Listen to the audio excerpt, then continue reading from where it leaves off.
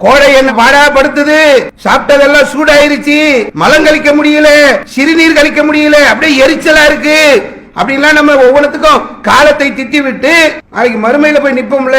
சூரியன் எங்க இருக்குமா? அல்லாஹ்வுடைய தூதர் சொன்னாங்க, சில மைல்களுக்கு அப்பால் அல்லாஹ் நிறுத்தி இருப்பான். 15 கோடி கிலோமீட்டர் தூரத்தில் இருக்கிற சூரியனுக்கு மனுஷன் என்ன பாடுபடுறான் தெரியுமா? ரோட்ல போகும்போது பாக்குறோம், எங்கேயாவது ஒரு இடத்துல பைக்ல போறவன் சிக்னல் எங்க இருக்கு, நேல் இங்கன்னு இங்க நின்னுறான். இப்ப கவர்மெண்ட் ஒரு ஏற்பாடு வேற, எல்லா சிக்னல்லையும் பச்சை துணி கட்டி வச்சிருக்காங்க, வெயில் மேல படக்கூடாதுன்னு. அந்த நிக்கிற அந்த ஒரு நிமிஷம் தாங்க முடியலையே. எங்க 15 கோடி கிலோமீட்டர் தூரத்துல இருக்கு, ஒரு நிமிஷம் ரோட்ல நிக்க முடியுதா? அந்த எண்ணம் வருதா? நம்ம அங்க இருக்க வெயில் பரவாயில்ல நிப்ப நின்றுவோமா? முடியல. மறுமையில எப்படி தெரியுமா இருக்கும்?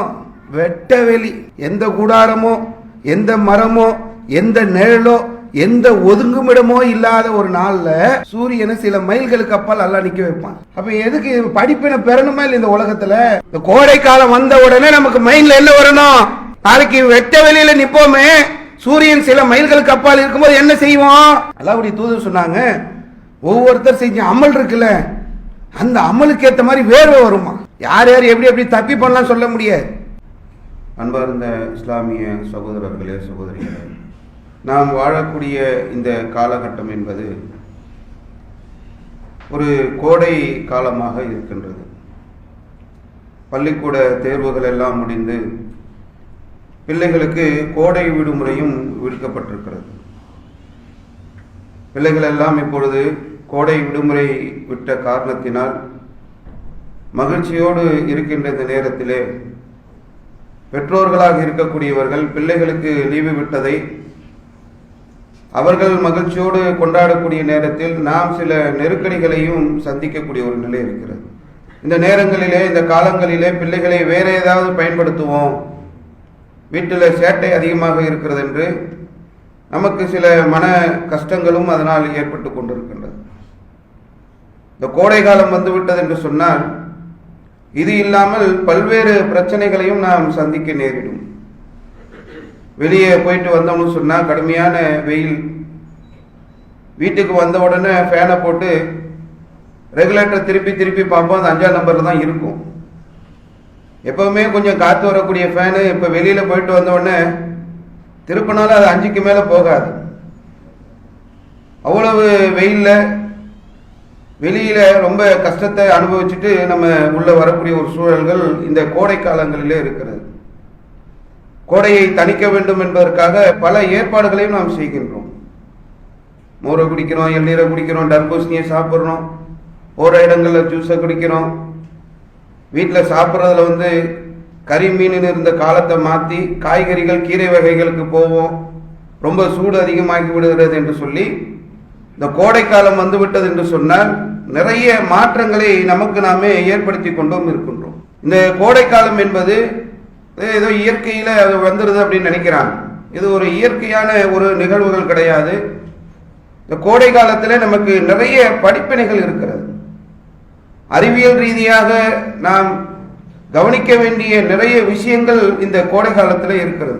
மார்க்கமும் இந்த கோடை காலத்தில் நாம் சந்திக்க வேண்டிய விஷயங்களையும் நமக்கு சொல்லித் தருகின்றது. இந்த கோடை காலம் வந்துவிட்டது என்று சொன்னால் மிகப்பெரிய சில தாக்கங்களை இந்த கோடை காலம் ஏற்படுத்துகிறது. குறிப்பாக சொல்லணும்னு சொன்னா நோய்கள், உடல்ல ஒரு சோர்வு ஏற்படும், தலைவலி, தலை சுற்றல், நீர்சத்து குறைபாடு, கர்ப்பிணி பெண்களுக்கெல்லாம் மிகப்பெரிய ஒரு சிரமமான ஒரு காலமாக இந்த கோடை காலம் மாறிடும். சில நம்பிக்கை உள்ளவர்கள் என்ன பண்ணுவாங்கன்னா, சித்திரை மாசத்துல குழந்தை பிறக்கிற அந்த சூழல் வந்துவிடக்கூடாது என்பதற்காக ஆடி மாசத்துல கணவனும் மனைவியும் சேரக்கூடாதுன்னு பிரிச்சு வச்சிருவாங்க. சித்திரை மாதம் என்பது கோடை நிறைந்த ஒரு காலம். நம்ம ஆங்கில மாதங்கள்ல சொல்றதுனால நமக்கு ஏப்ரல் மாதம், மே மாதம் நம்ம சொல்லிட்டு இருக்கிறோம்.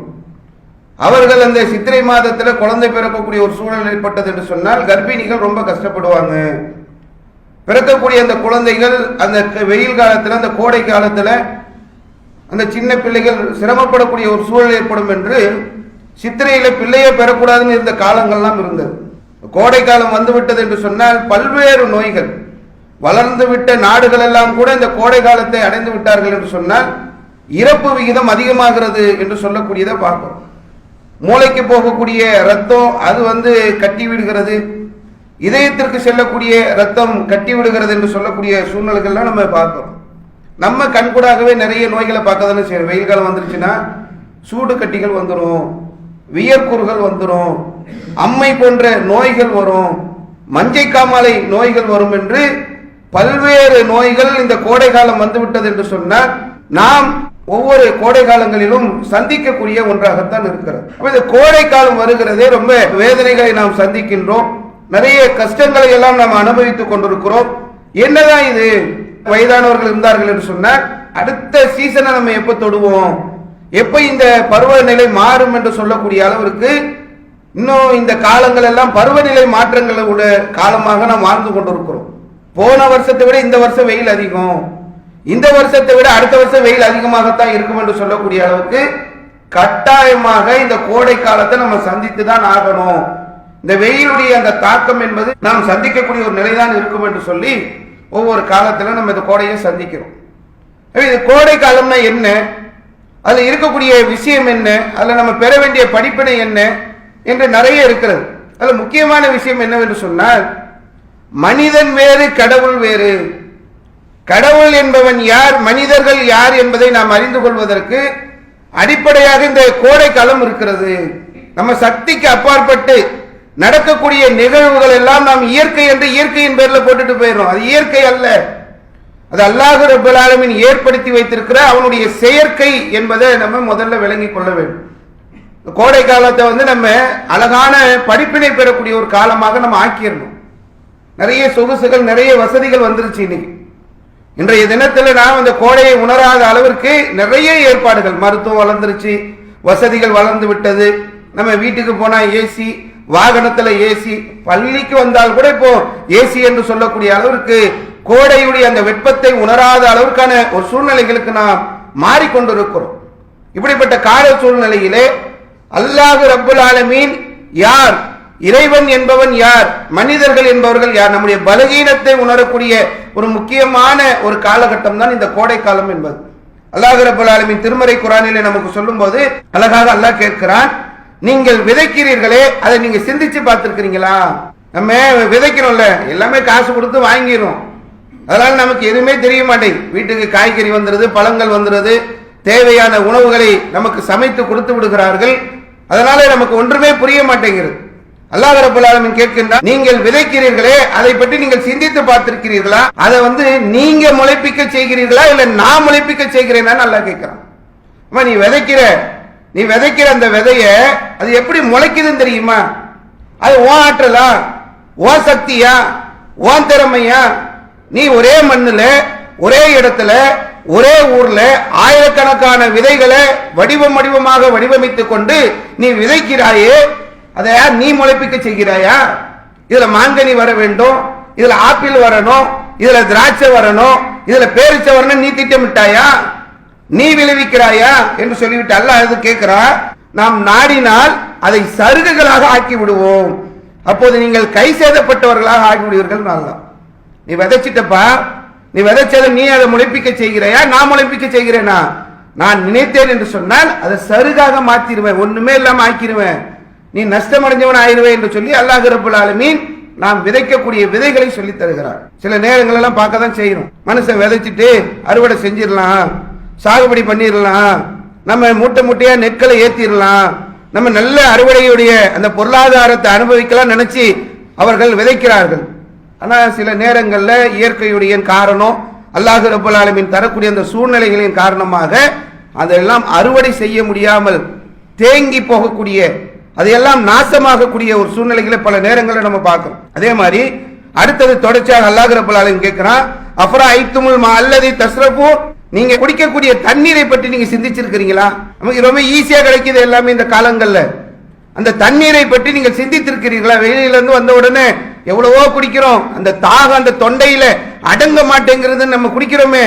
இந்த தண்ணீரை பற்றி நீங்கள் சிந்தித்து பார்த்திருக்கிறீர்களா? இதை மேகத்திலிருந்து நீங்க இறக்குறீங்களா, நான் இறக்கி தந்தனான்னு கேட்கிறாங்க. நீ தண்ணி குடிக்கிறியே, இந்த தண்ணீர் எப்படி வருது தெரியுமா? இந்த தண்ணீரை பற்றி நீ சிந்தித்து பார்த்திருக்கிறியா? இது வானத்திலிருந்து மேகத்திலிருந்து நான் இறக்கி தருகிறேனே, நான் இறக்கி தருகிறேனா இல்ல நீங்க இறக்குனீங்களா? உங்க ஆற்றல் அது. உங்க ஆற்றலுக்கு மேல ஒரு ஆற்றல் இருக்கிறத நீங்க சிந்தித்து பார்க்க மாட்டாவா? நான் நாடி இருந்தேன்னா அதை உப்பு தண்ணி ஆக்கிட்டு இருப்பேன். உப்பு தண்ணி ஆக்கினா குடிக்க முடியுமா? தண்ணியை குடிக்கிறிய, தண்ணியை நீ சிந்திச்சு பார்த்தியா? நீ இறக்குறியா, நான் இறக்குறேன்னா? அதை நான் நாடி இருந்தேன் என்று சொன்னால் அதை நான் உப்பு தண்ணீராக ஆக்கியிருப்பேன். நீங்கள் நன்றி செலுத்த வேண்டாமா? அல்லாஹ்வை நீ நினைச்சு பார்க்க வேண்டாமா? யாருப்பா பண்ண இது? நீ விதைச்சதுனால அது வந்துருச்சா? அது எப்படி வந்தது என்பதை நீ பார்க்க மாட்டியா? அதை சருகாக்கிற ஆற்றல் எனக்கு இல்லையா? தண்ணியை பத்தி சிந்திக்க மாட்டியா? நாலுப்பா அதை இறக்கி வைக்கிறேன், அது உப்பு தண்ணி ஆக்கியிருந்தா என்ன பண்ணுவேன்? நீ நன்றி செலுத்த மாட்டாய் என்று அல்லாஹ் ரப்பல் ஆலமீன் கேட்கிறான். அடுத்து கேட்கிறான், நெருப்பு இருக்குல்ல, இந்த நெருப்பை நீங்க சிந்திச்சு பார்த்திருக்கிறீங்களா? நீங்கள் பற்ற வைக்கக்கூடிய அந்த நெருப்பு இருக்கிறது, இது எப்படி வந்ததுன்னு யோசிச்சீங்களா? அடுத்து அல்லாஹ் கேட்கிறான், நீங்க அதுக்கு போறீங்களப்பா கட்டை, அதுக்கு தேவைப்படுறதுல மரம், அது எங்க இருந்து வந்தது? அது யார் கொடுத்தது? அந்த காலத்துல தானே மரம், இப்ப எங்க மரம்? இப்ப தேவை கெரோசின், டீசல், கேஸ்ன்னு மாறிட்டோம். இதுவாது நம்மளால முடியுமா? மறந்தா ரப்பல் ஆலமீன் கொடுத்தானா? இப்ப நீ உற்பத்தி பண்ணிட்டிய கேஸையும் டீசலையும், உன் ஆற்றலாது. ரப்பல் ஆலமீன் அல்லாஹ் தஆலா நமக்கு தேவையானதை எல்லாம் அங்கங்க ஒரு ஏற்பாடு செய்து அதுகளை வெளிப்படுத்தி கொண்டிருக்கிறான். இதையெல்லாம் மனிதர்கள் சிந்தித்து பார்ப்பதில்லை. அந்த நெருப்பை பற்றி விட்டு அல்லாஹ் ரப்பல் ஆலமீன் சொல்றான், இது உங்களுக்கு ஒரு படிப்பினை, இந்த நெருப்பில் நீ பெற வேண்டிய படிப்பினை இல்லையா? இதை சிந்திச்சு பார்க்க மாட்டியா என்று அல்லாஹ் ரப்பல் ஆலமீன் நரகத்தை பற்றி நீங்கள் சிந்தியுங்கள் என்று இந்த வசனங்களை நமக்கு சொல்லி முடிக்கின்றான். இந்த கோடை காலம் இருக்கிறது, இந்த சுட்டெரிக்கக்கூடிய இந்த வெயில் இருக்கிறது, இது என்றைக்கு என்னுடைய எண்ணங்களை மாற்றப் போகிறது, என்னுடைய சிந்தனைகள்ல மாற்றத்தை ஏற்படுத்த போகிறது என்று நம்ம சிந்திச்சு பார்க்கணும். நல்ல ஏசியில வந்துட்டோம், வெயிலுடைய உஷ்ணம் இல்ல, சூரியனுடைய தாக்கம் இல்ல, நமக்கு தாகம் ஏற்படல, நமக்கு வேர்க்கல, நமக்கு இந்த வெயிலுடைய வேதனை இல்லைன்னு உடனே எல்லாத்தையும் மறந்துட்டு போயிடுறதா? அல்லாஹ் ரப்பல் ஆலமீனை நினைவுபடுத்துவதற்காக ரப்பல் ஆலமீன் திரும்ப திரும்ப நமக்கு சொல்லி தருகிறான். இந்த காலம் இருக்குல்ல, இது உங்க ஏற்பாடுலாம் கிடையாது, இது அல்லாஹ் ஏற்படுத்தினது. எவ்வளவு கஷ்டம் வருது, எவ்வளவு வேதனை வருதுன்னு உடனே நீங்கள் காலத்தை பழித்து விட்டு சென்று விடாதீர்கள், காலத்தின் மீது பழியை போட்டுட்டு போயிடாதீங்க, இதை நான் உருவாக்கி இருக்கிறேன் என்று அல்லாஹ் ரப்பல் ஆலமீன் சொல்லி தரக்கூடியதை பார்க்கிறோம். இது இயற்கை கிடையாது, இது அல்லாஹ்வுடைய ஏற்பாடு. அல்லாஹ் குர்ஆன்ல சொல்றான், ஒமா கலக்ன சமாவல் அர்ல ஒமா பைனஹுமா ஃபாத்திலா, வானமும் பூமியும் அதற்கு இடைப்பட்டதையும் அல்லாஹ் வீணுக்காக படைக்கல. வேலை வெட்டி இல்லாம படைச்சான்னு நினைக்கிறியா? காரணம் இல்லாம படைச்சேன்னு நினைக்கிறியா? எல்லாமே ஒரு காரணங்களோடு ஒரு நேர்த்தியாக படைக்கப்பட்டிருக்கிறது என்று அல்லாஹ் ரப்பல் ஆலமீன் திருமறை குர்ஆனிலே வானத்திற்கும் பூமிக்கும் இடைப்பட்டதை நான் காரணத்தோடு படைத்திருக்கிறேன் என்று அல்லாஹ் ரப்பல் ஆலமீன் சொல்லி தருகிறான். இன்னொரு இடத்துல அல்லாஹ் சொல்லும்போது ரொம்ப ஒரு மனுஷனுக்கு ஒரு தெளிவா எடுத்து சொல்ற மாதிரி ஒவ்வொரு விஷயத்தையும் அல்லாஹ் சொல்றான். வானங்கள் பூமி படைக்கப்பட்டிருப்பதிலும் இரவு பகல் மாறி மாறி வருவதிலும் ஆயாத்தில் உளில் அல்பாப், அறிவுடைய மக்களுக்கு சாட்சி சான்றுகள் இருக்கிறது. அவன் தான் வானம் பூமியை படைச்சான், இரவு பகல் மாறி மாறி வருது இல்ல, அதையும் அவன் தான் படைச்சான். இதுல அறிவுடைய மக்களுக்கு சான்றுகள் இருக்கிறது என்று அல்லாஹ் ரப்பல் ஆலமீன் சொல்லி தருகிறான். என்ன சான்று? இரவு பகல் எப்படி வரும்? கொஞ்சம் யோசிச்சு பார்த்தோமா? இரவு வர வேண்டும் என்று சொன்னால் அதுக்கு நிலா இருக்கிறது, சூரியன் இருக்கக்கூடாது. பகல் வர வேண்டும் என்று சொன்னால் சூரியன் வேண்டும். எப்படிப்பட்டது அல்லாஹ் படைச்சிருக்கிறான் தெரியுமா? வானத்திலையும் பூமியையும் அல்லாஹ் படைச்சது நீ சிந்திக்க மாட்டியா? அறிவுடைய மக்களுக்கு அதுல சான்றுகள் இருக்கிறது. இரவும் பகலும் மாறி மாறி வருது, அதுல அல்லாஹ்வுடைய சான்று இருக்குன்னு அல்லாஹ் சொல்றான். இந்த இரவு பகல் வருவதற்காக ரப்பல் ஆலமீன் பண்ணிருக்க ஏற்பாடு எப்படிப்பட்டது தெரியுமா?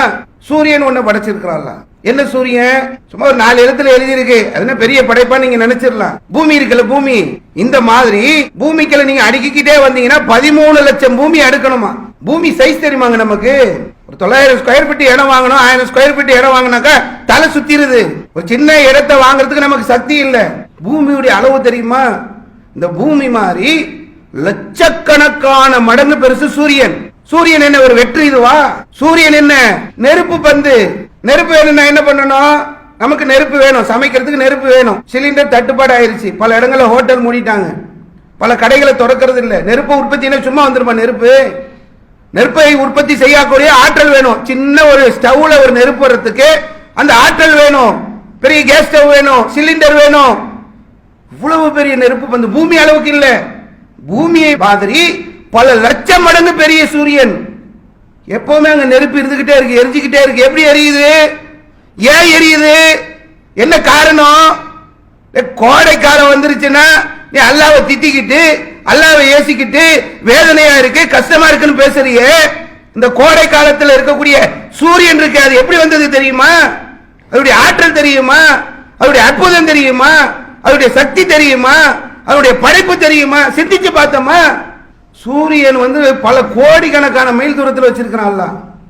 எவ்வளவு தூரம்? கிட்டத்தட்ட 15 கோடியிலிருந்து 18 கோடி கிலோமீட்டர்ன்றான். சூரியன் வந்து பூமியை வந்து ஒரு நீள்வட்ட பாதையில் சுத்துது. பூமி சூரியனை ஒரு நேரான ஷேப்ல கிடையாது, நீள்வட்ட பாதை. ஒரு இடத்துல போகும்போது கிட்ட இருக்கும், இன்னொரு இடத்துல போகும்போது தூரம் போயிடும். கிட்டத்தட்ட 18 கோடியிலிருந்து 15 கோடி கிலோமீட்டர் தூரம். இங்கிருந்து ராமநாதபுரம், இங்கிருந்து மதுரை, இங்கிருந்து நெல்லையெல்லாம் போறோம்ல, அங்கல்ல சூரியன். சூரியன் எங்க இருக்கு? 15 கோடி கிலோமீட்டர் தூரத்தில் இருக்கு.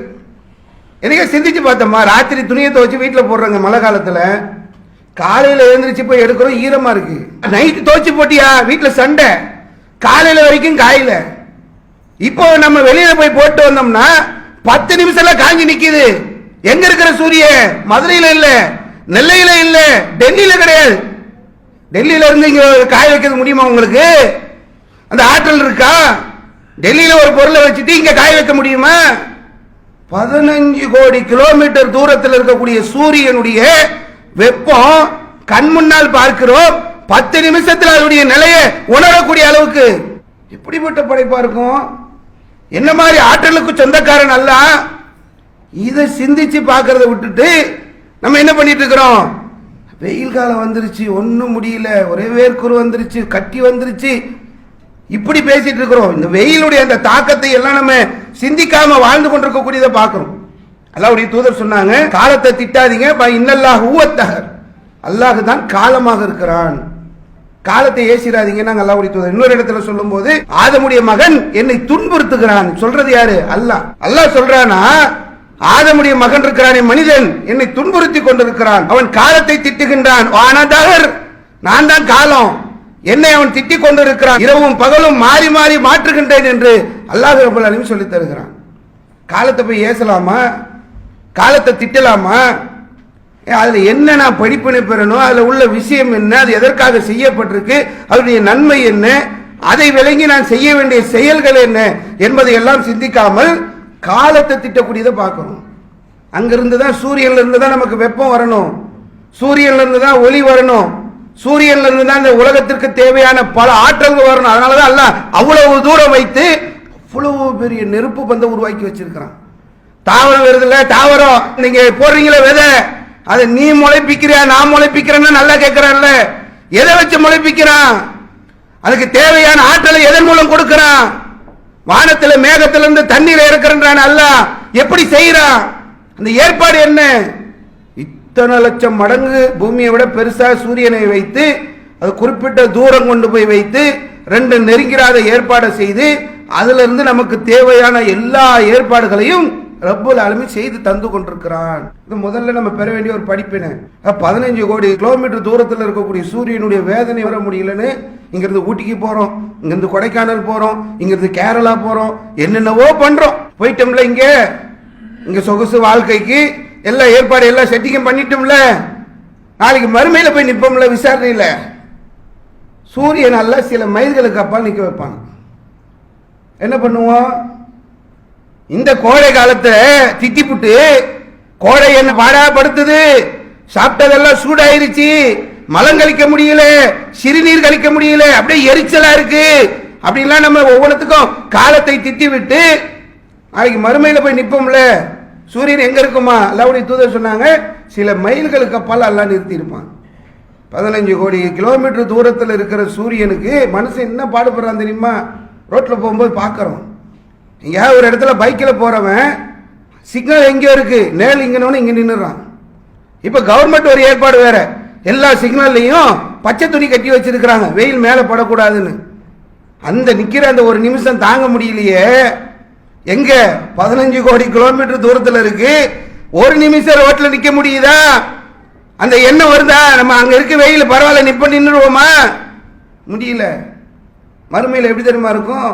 வெட்ட வெளி, எந்த கூடாரமோ, எந்த மரமோ, எந்த நிழலோ, எந்த ஒதுங்குமிடமோ இல்லாத ஒரு நாள்ல சூரியனை சில மைல்களுக்கு அப்பால் அல்லாஹ் நிக்க வைப்பான். அப்ப எதுக்கு படிப்பினை பெறணுமா இல்லை? இந்த உலகத்துல இந்த கோடை காலம் வந்த உடனே நமக்கு மைண்ட்ல என்ன வரணும்? நாளைக்கு வெட்ட வெளியில நிப்போமே, சூரியன் சில மைல்களுக்கு அப்பால் இருக்கும்போது என்ன செய்வோம்? அல்லாஹ்வுடைய தூதர் சொன்னாங்க, ஒவ்வொருத்தர் செஞ்ச அமல் இருக்குல்ல, அந்த அமலுக்கு ஏற்ற மாதிரி வேர்வை வருமா? யார் யார் எப்படி எப்படி தப்பி பண்ணலாம் சொல்ல முடியாது. ஒரு சிலருக்கு காலில் இருக்கக்கூடிய கணுக்கால் வரைக்கும் வேர்வை நிற்கும். அது பெரிய டேஞ்சரா இருக்காது தானே? நல்ல அமல்கள் செஞ்சு அந்த கணுக்கால் வரைக்கும் நிற்பார். ஒரு சிலர் செஞ்ச அமல்கள் அவருடைய முட்டிக்கால் வரைக்கும் நிற்கும் வேர்வை. ஒரு சிலருக்கு இடுப்பு வரைக்கும், ஒரு சிலருக்கு தோல் புஜம் வரைக்கும், ஒரு சிலருக்கு காது சேனை வரைக்கும். காது சேனை வரைக்கும் தண்ணி நின்று என்ன ஆகும்? மூக்கும் வாயும் உள்ள இருக்கும், மூச்சு திணறிட்டு இருப்பாங்க. இதெல்லாம் நம்ப மாட்டோமா? இதெல்லாம் நடக்காதா? நடக்காம போற ஒன்னதான் மார்க்கம் நமக்கு சொல்லி தருதா? அதனாலதான் அல்லாஹ் பல உதாரணங்களை சொல்றானா? சூரியன் எதுக்கு படைச்சேன், சந்திரன் எதுக்கு படைச்சேன், சூரியனுடைய நிலை என்ன, அதில் உள்ள அறிவியல் தன்மை என்ன, சூரியன் எங்க இருக்குன்ற படிச்சாது மைல்களுக்கு அப்பால் வந்தா உன் நிலைமை என்னன்றதை சிந்திச்சு பாரு. இதெல்லாம் எதுக்கு மார்க்கம் சொல்லுது?